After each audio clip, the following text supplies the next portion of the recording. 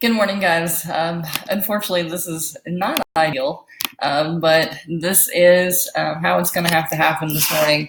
The sewing bug has graced its presence in the Morris household, and it finally got to me about 3:30 this morning. So it's about 6 a.m. right now. Forgive me for my pale complexion and everything else that goes, but this message is really important. I also was supposed to preach this morning, and I didn't want to leave our pastors in a bind. So I wanted to make sure that this message got out there today.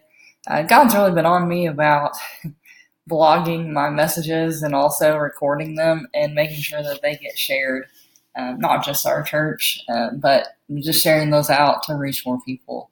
So well played, God. Here we go this morning. So the title of my message this morning is "What's Your Story?"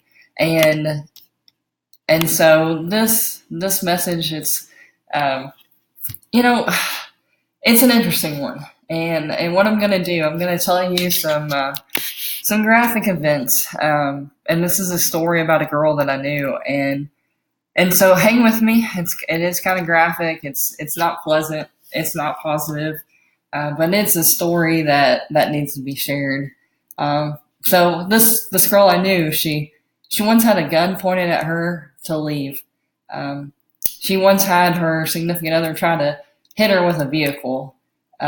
She was once physically thrown out of her house, locked out, and that night she actually spent the night in her church parking lot, sleeping in her car. One day there was an argument, and her keys were taken, and her phone was taken, and in the rage, as he walked away, he literally broke her wiper blade in half. She was once screamed at and backed into a corner at a local general store. She was wrestled and chased through the house, screaming help to anyone who would hear. But basically, he just kept running and blocking the door so she couldn't get out. 3 days after they were married, he actually turned her over his knee, and whipped her like a child because she was a bad wife. So that was 3 days into their married. One afternoon, there was a disagreement, and it led to a bunch of wrap presents getting thrown all over the house and damaged, destroyed, just a big old mess, basically.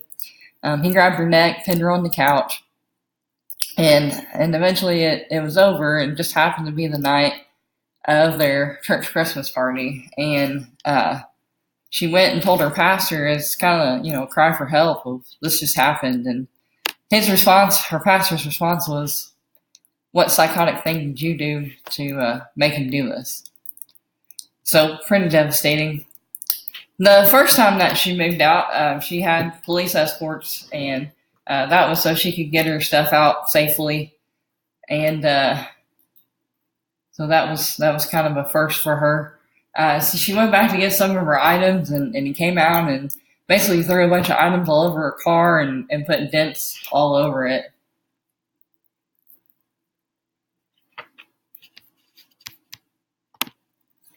One day, before going to preach at a church that she was a lay speaker at, he wanted her to take him home, and she refused. And so when they got to the church, he basically was trying to get the keys from her, and she wouldn't give him up. So she tried to hold on to him, and somehow got her finger caught, and he drug her across the car and outside the car to get the keys away.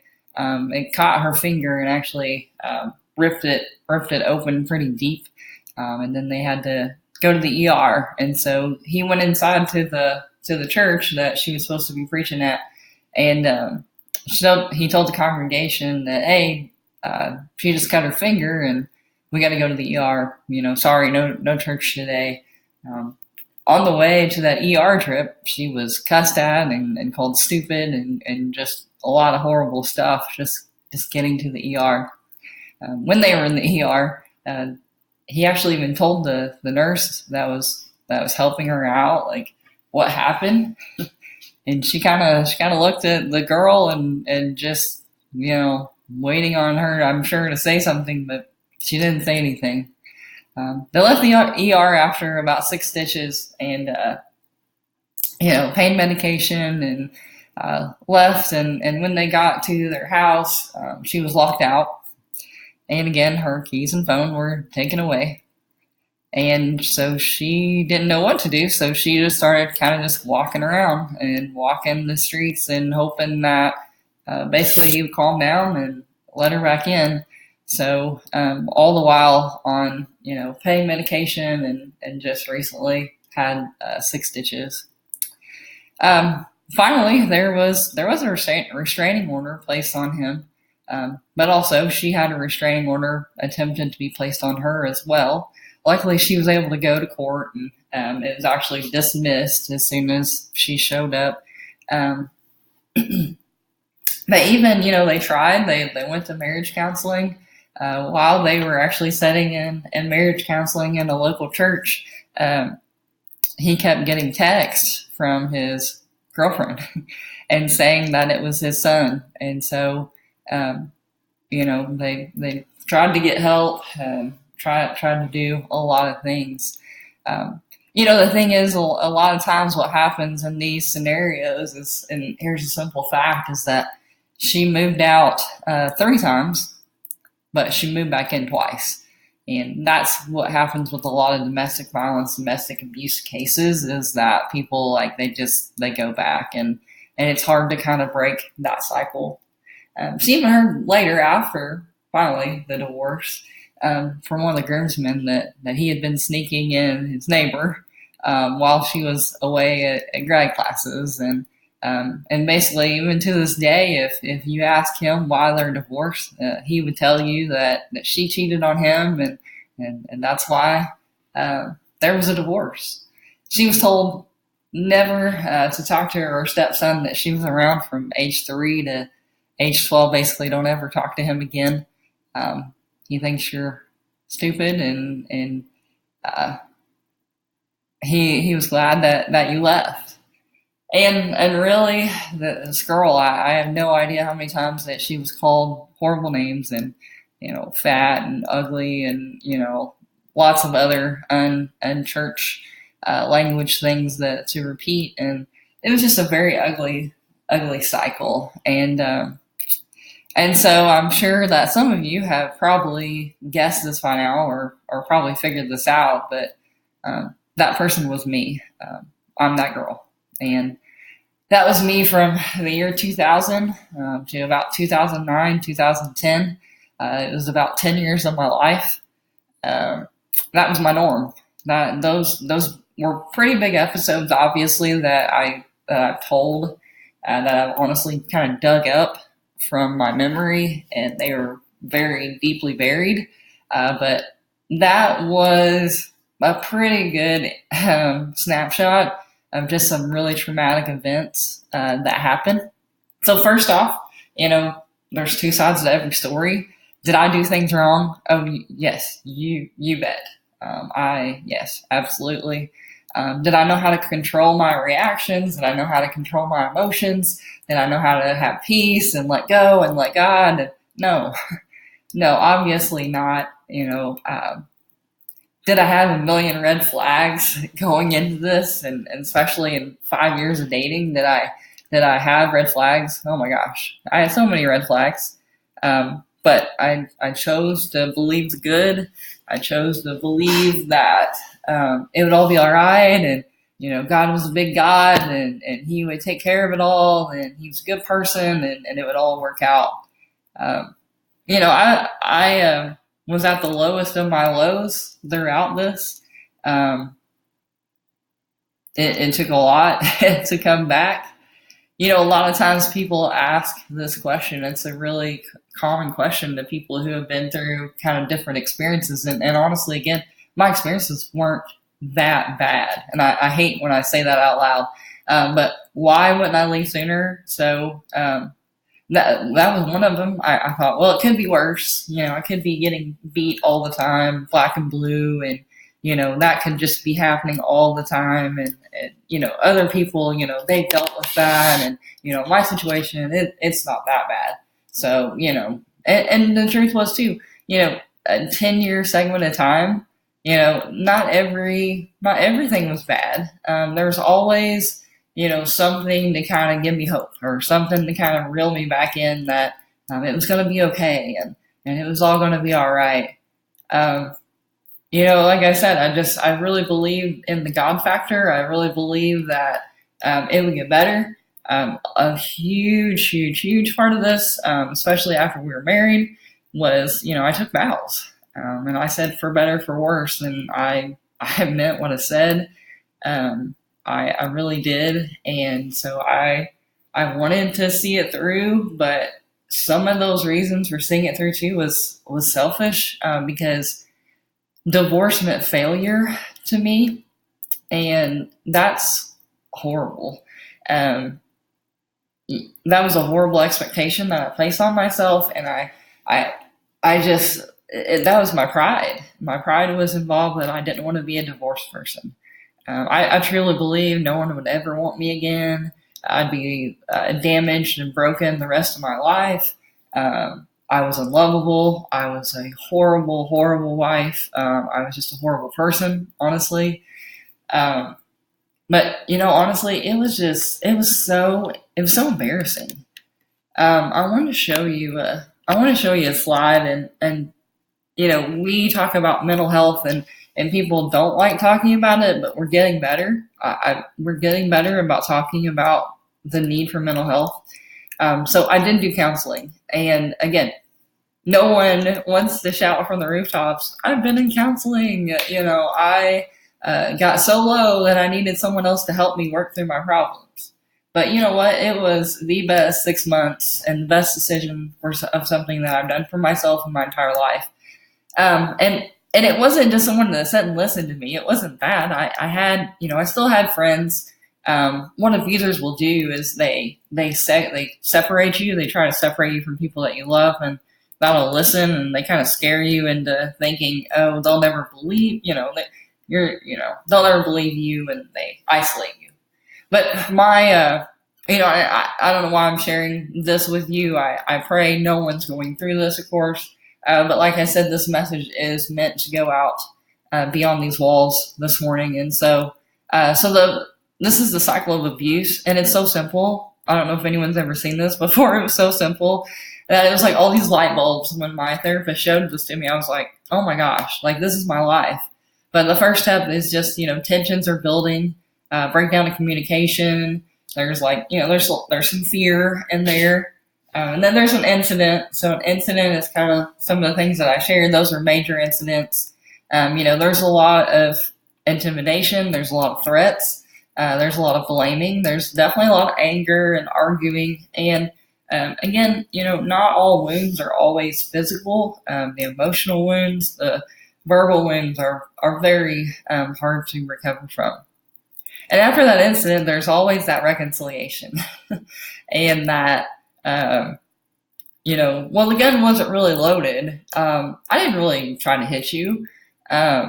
You just wouldn't leave me alone, and I just needed space, and, you wouldn't give that to me. And so there was just a lot of, like, okay, yeah, you're right, and that reconciliation of, God's working on me, and I'm going to do better, and, we're going to be all right. And I believed it. And so thus here we went back in through the cycle. And then there was calm. There was always some calm. Like I said, it was 10 years of my life. So, about 5 years dating, about 4.5 of marriage.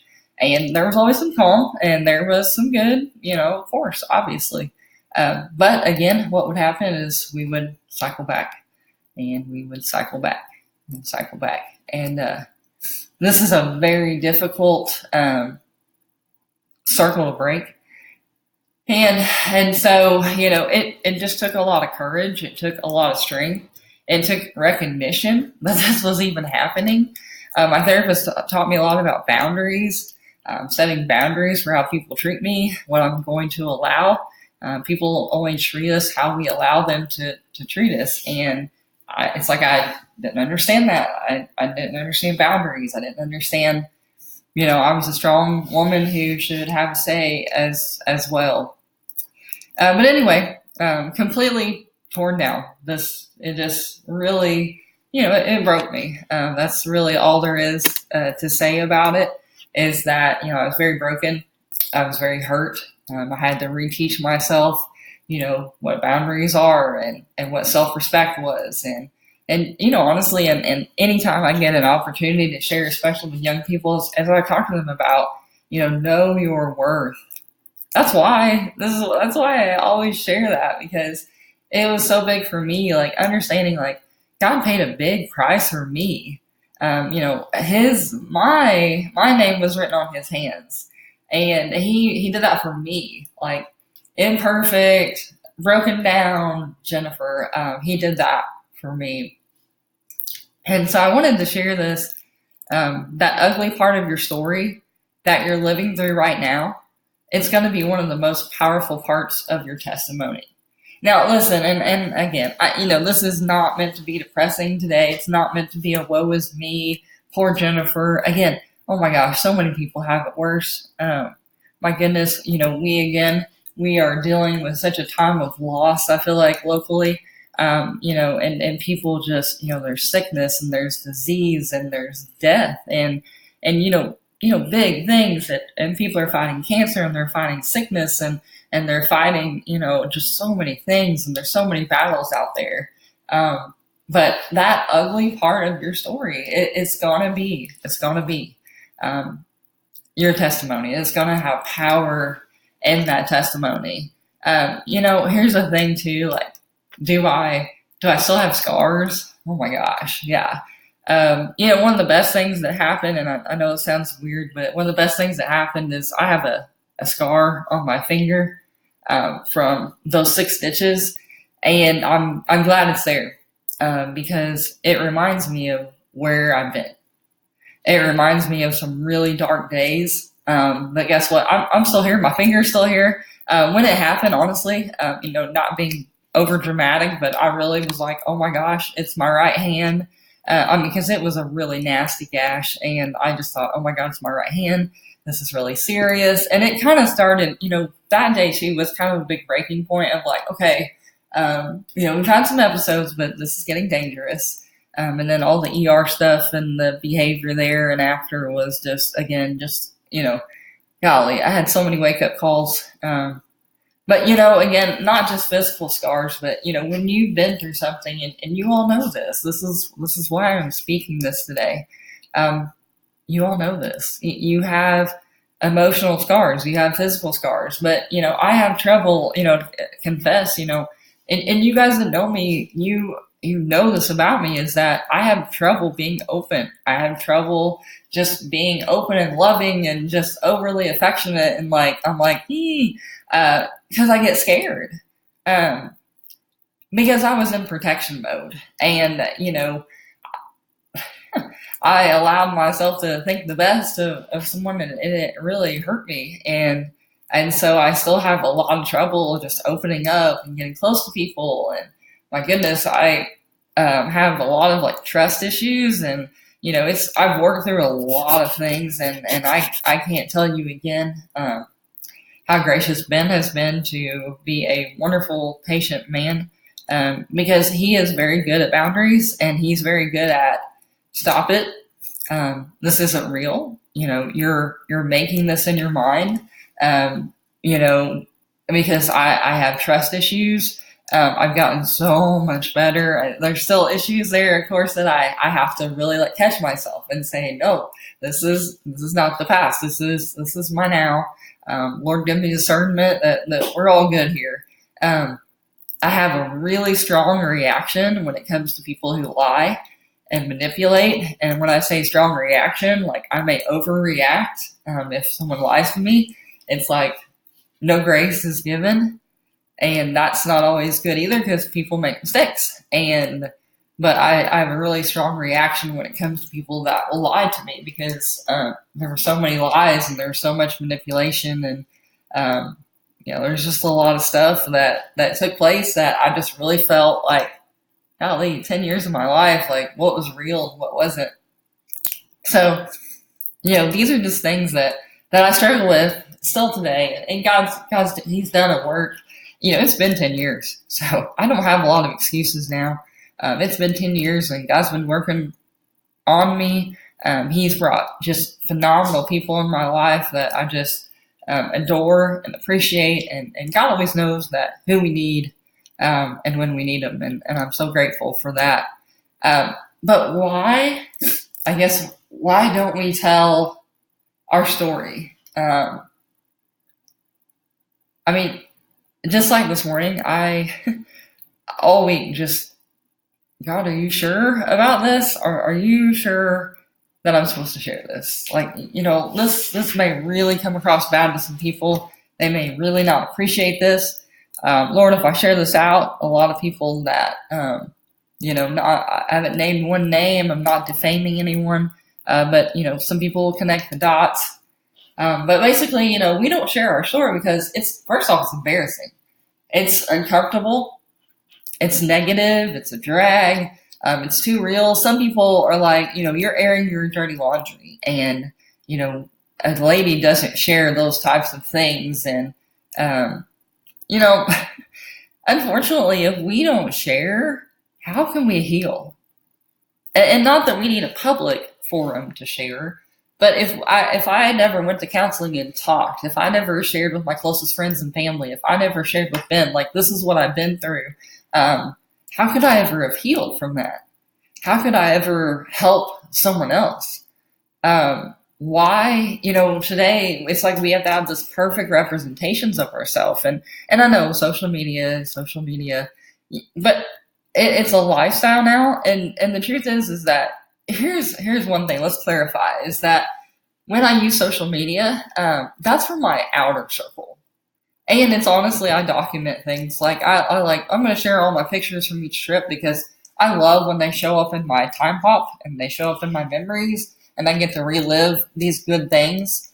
And it's honestly been interesting as some of the bad stuff has popped up. They'll be 10 and 11 years old, and some of those posts will pop up and it's like, wow, that's where I was. That's where I was. I was never graphic or anything, but it was, it's a good reminder. And, but, social media and this public perception, that's for your outer circle.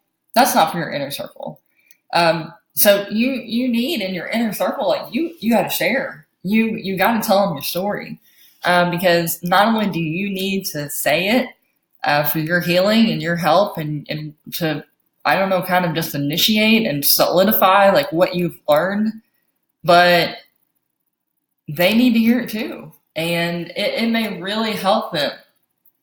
How many people do we know that, when you talk about church, they're like, oh no, the church will burn down if I walk in it. It's like they have to be perfect before they ever come. And that's not true. That's not who we are. But I think sometimes that's because we put on this perfect, like, I've got to be this is my church personality and this is my work personality and this is my other personality. And like, it should all be the same. And the statement is that I'm an imperfect person. And the reason that I need a savior is because I'm imperfect. We need to share our story. I want to, and I can't do it in this video because I'm going to share it out. So I'm going to make sure that you guys have the link to this video. And it's by We Are Messengers. And the song is called It's Okay If I'm Not Okay. And, it's funny because I actually, that song was shared in a high school Bible study led by a high schooler. I think she's a sophomore. Amazing young woman. And, but it really spoke to me. And it's okay if we're not okay. Again, that's not our job. Our job is not to be perfect. Again, that's why Jesus Christ stands in the gap for us. And that's why we have him. So, and here's the thing too, it's been 10 years. 10 years. And this is the first time that I've shared my story like I have today. Publicly like this, or, publicly, basically. And obviously too, I mean, yes, I've shared it with close family and friends. Poor Ben, he got to hear it, I think, on our third date, and God bless him, he stayed around. And, I've shared with some close friends, and even too, like, with your close friends, like, man, you don't want to be a drag. So you're not going to go into a 30-minute, like, saga like I started out this message with.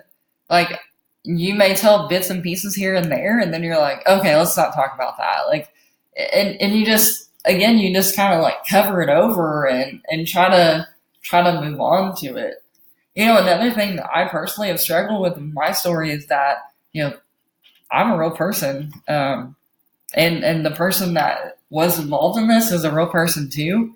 And I guess, it's like there's always been a concern of like, well, because a lot of the threat was, if I ever called the cops, then I was going to jail too. And I believed it. I mean, I didn't know any better. And it was enough to put the fear in me that like, I'm, last resort, am I ever getting, police involved? Because that was the threat. And, I don't know the lines of like, how do you share your story that's real and not trying to defame anyone else and not trying to, hurt anyone else. But anyway, here's one of the things that I was talking about, like that came up. This was 11 years ago. This showed up about the Monday before Christmas this year. And I think this was the night of the Christmas party. That was a weekend. And I literally was just so hopeless and helpless and defeated. And this is what I wrote on Facebook: just endured one of the worst weekends of her life. But the crazy part, I still was saying it has to get better. I was still in that because we were, of course, back in the reconciliation cycle, and I was in the cycle of like, it's gonna be better. It's gonna be better. I'm believing it's gonna be better. There's that video that you guys hopefully will play because it's a beautiful video as well. All right, so Isaiah 61, 1-3, the Spirit of the Sovereign Lord is on me, because the Lord has anointed me to proclaim good news to the poor.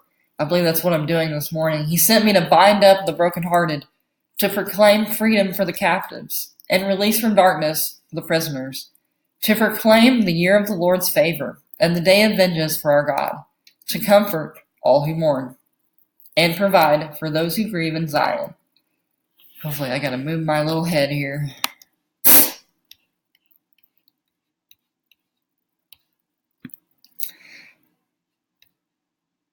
To bestow on them a crown of beauty instead of ashes, the oil of joy instead of mourning, and a garment of praise instead of a spirit of despair. They will be called oaks of righteousness, a planting of the Lord for the display of his splendor. So we know there's a whole book, by the way, if you've never seen it. So there's a lot of things that, again, I use as tools to come back. And that's what I call it, honestly. The final time I moved out, I stayed with my mom until I got back on my feet, and I was able to buy a house within a year. And I literally, I left with pretty much just my belongings. I literally signed over the house that I bought. I was just like, take it. I just want out. I don't want any strings. I don't want anything. I just want out. My mom, of course, was very helpful in letting me have a room in her trailer. And that's where I stayed. And I stayed there for about a year, and I literally just rebuilt. And, those ashes, literally, I was burnt down. I didn't sleep well. I read a lot of books. I tried to use a lot of the tools. I tried to stay busy. Again, I had really good friends that were like, we're gonna keep you busy. We're gonna get you through this. It was a good solid year and a half of just me really rebuilding from nothing and rebuilding myself, and letting God he just took the ashes that I was in. I mean, literally the ashes, and he made me beautiful again. I believe that wholeheartedly.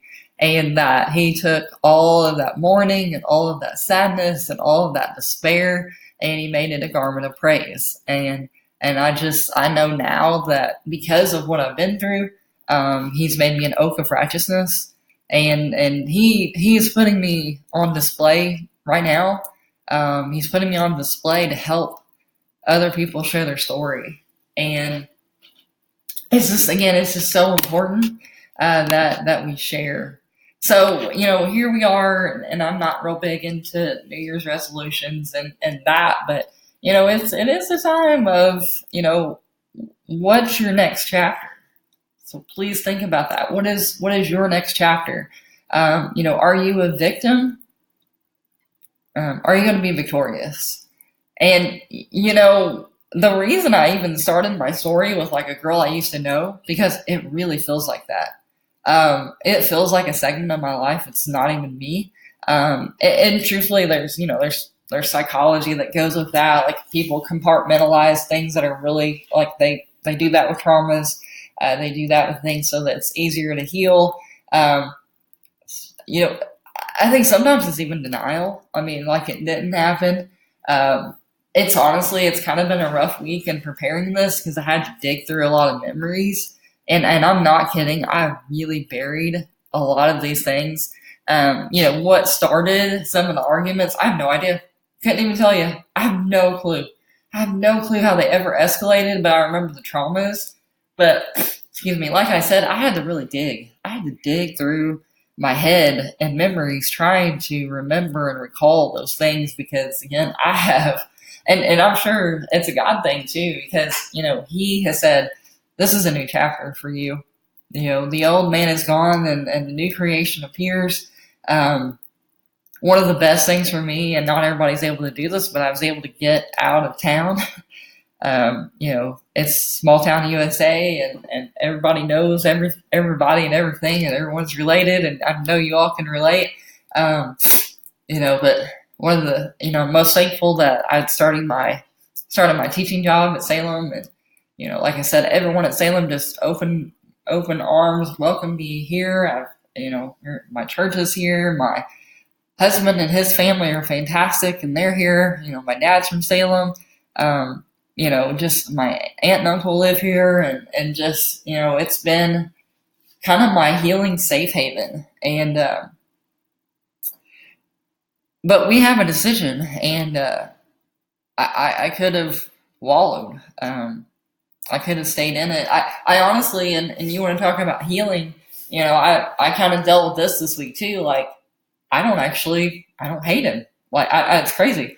I don't, I mean, it's a God thing, but I don't hate him. I've really come to terms that, hurting people hurt other people. And it's just so true. It's not just some cliche, but it is so, so true. It took a long while. And especially when I was going through it, I just didn't understand, like, God, why this isn't fair.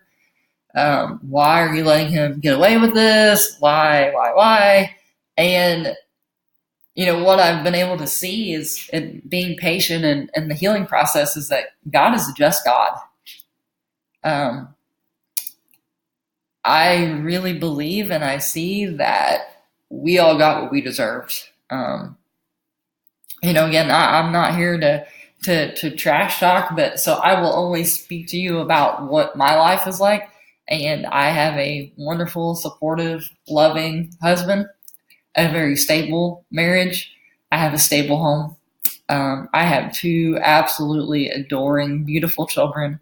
I had them very late in life. I was 36 and 38 years old, and again, God was gracious to allow me to still have children very healthily, to be very honest, very easily. I praise God for that. I'm so grateful that we have these wonderful, beautiful children. I have this wonderful family. I have this wonderful church family. And even going back, like my stepson, every time he saw me in public, like he came up to me. He reached out to me on social media and follows me on every single thing, every platform there is. He follows me. And, again, God is a just God. He knows and he's in control. What happens with our stories sometimes too is that, my goodness, what a perspective changer that we have. When you don't have health and then you do, it's a total game changer because you realize how quickly that can be taken. And when you don't have support and all of a sudden you do, the perspective and the appreciation that you have for it now, like it is completely different Would I have that appreciation? I don't know. I would hope.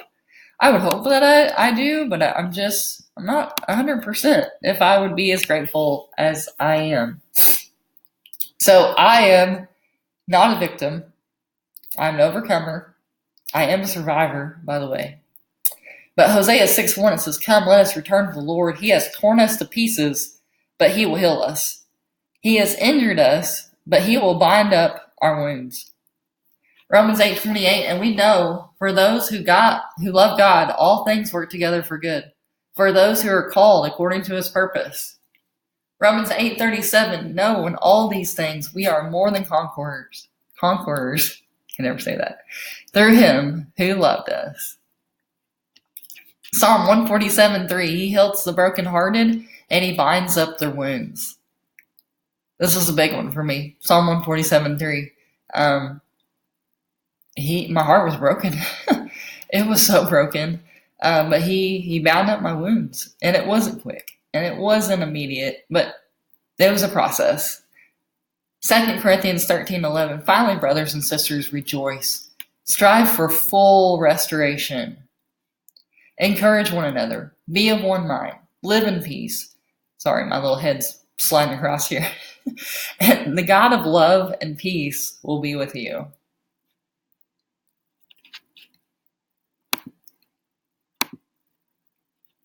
This morning, I just really encourage you is that, what's your story?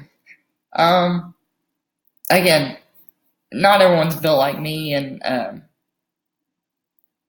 some people just have different callings, and that's okay. Some people are called to be teachers. Some people are called to be evangelists. Some people are called to be prayer warriors, and understand too, like that's part of your story too. There's so many stories of, even I have other, it's like I have other stories about, born with a cleft palate. Everyone thinks I've been in a wreck. I had a speech impediment. I had to go to, speech classes. I couldn't say snake or kitty. And God's like, stand in front of people and speak and share your message and get on a camera at 5:00 in the morning and share your story with people, because that's what I want you to do. There's no power in being silent. None. I'm going to say that again. There's no power in being silent. Whom the Son sets free is free indeed. And so I encourage you all to be free of the guilt, free of the shame of your story, free of whatever is holding you back.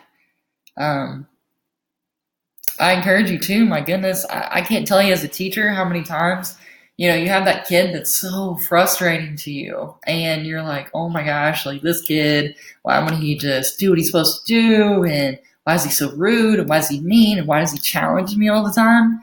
Well, every time, if you find out that kid's story, you will hear something awful, and you'll hear that he doesn't, mom's in jail or dad's in jail or grandma's had to raise him and they're doing the best they can and they're having financial trouble and they're not sure where they sleep every night and their siblings and just, there's always a story behind the behaviors.